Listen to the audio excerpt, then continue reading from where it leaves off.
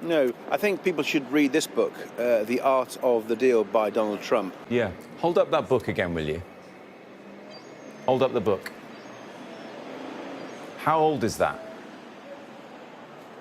How old is that book, Ed Davey? Well, I can read it. It's quite a few years, but it's got Donald Trump on. And Donald Trump's approach to deals hasn't changed. The point is things change. I think he wrote that in the 80s. The climate... Leader of the Liberal Democrats, Ed Davey, otherwise known as the Snivelling Cretin by Elon Musk, recently made a fool of himself on live TV. You could tell the host felt like he was interviewing an idiot, and that's how he conducted the interview.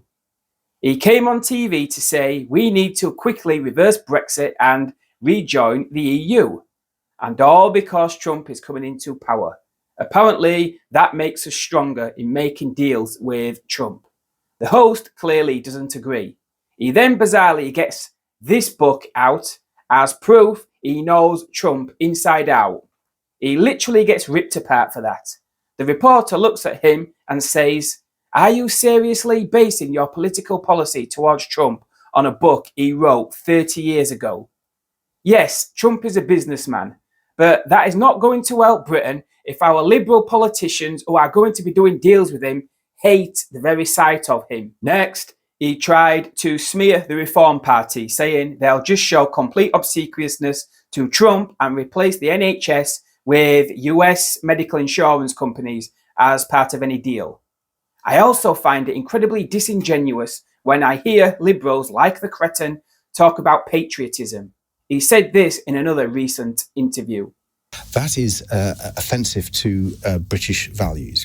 And we, certainly as Liberals, and I'm sure people across the political parties, frankly, want to make sure that these overpowerful people are held to account. By British values, he means woke values like diversity and inclusion, values that are explicitly anti-British to most people. Then he was asked about the grooming gangs in that very same interview. Because Robert Jenrick has waded into this debate, saying that we have imported an alien culture with medieval attitudes to Britain, and he's caused a huge amount of offence. But the truth is, there have been British Pakistani gangs raping and abusing young girls and women all across this country for some time. There is an element of truth to that, isn't there? Well, it's true there have been some shocking and appalling crimes committed. And we need to remember the victims and their families. I spoke to one of the leading lawyers who acts for victims of child abuse and survivors of child abuse, and he said he thought this was still going on, but he also said he thought there was a specific Pakistani cultural problem which encouraged this to happen. Do you agree with that? Well, the inquiries into the grooming gangs that we saw in one or two of our northern cities concluded that there was some aspects there, and that needed to be... It's more than one or two now. They're talking at the suggestions there are 50 British towns and cities where this has happened or is happening. Or where any crimes are committed by whoever, whatever their background, they have to... Pathetic. Look how uncomfortable he looks, even discussing the issue. He's trying to deflect. This man and his party want open borders and more asylum seekers. His idea of Britishness is anything not traditionally British. Maybe if the liberal establishment hadn't covered up the grooming gangs in the name of diversity, then they wouldn't have to now worry about Elon Musk shouting about it from the rooftops. Watch this, it's great. New customs union with the EU. Ed Davey says it will boost the UK economy and strengthen relations with Europe ahead of Donald Trump's return to the White House next week. Ed Davey, if that's the case, what have the last 9 years been for then? Well, I'm afraid we've had a real problem, haven't we, with economic growth in our country. And part of that is because we've not been able to trade with our nearest neighbours. The Conservatives made that much more difficult, and their botched trade deal in particular. And what Liberal Democrats are saying, to grow our economy, let's get rid of some of the red tape that our manufacturers particularly are facing when they export. I have in my constituency a startup company who they fly cargo around the world, And because of the red tape the Tories brought in with the trade deal, he has to go fly his planes to America to get them serviced at a cost of $400,000 a pop. I don't think people voted to leave the EU for that sort of red tape and regulations. Let's get rid of it. Let's boost our economy. But people didn't vote for the Lib Dems for this either because it wasn't in your manifesto. So what's changed?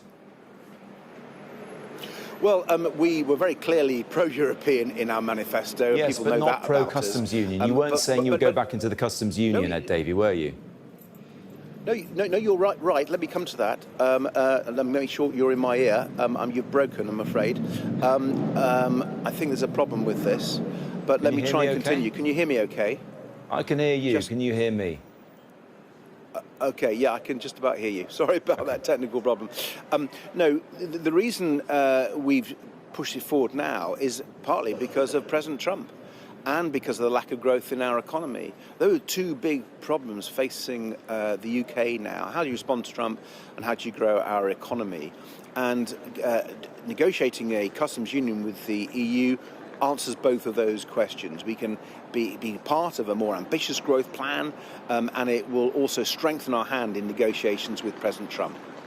Yeah, but in some ways it could weaken us. If you listen to the likes of Reform, Richard Tice, one of their MPs, is saying, hang on, Donald Trump dislikes Europe more than he dislikes us, or would potentially hammer them with bigger tariffs. So by your rationale, we get closer to them and suddenly be on the receiving end of more tariffs from the US.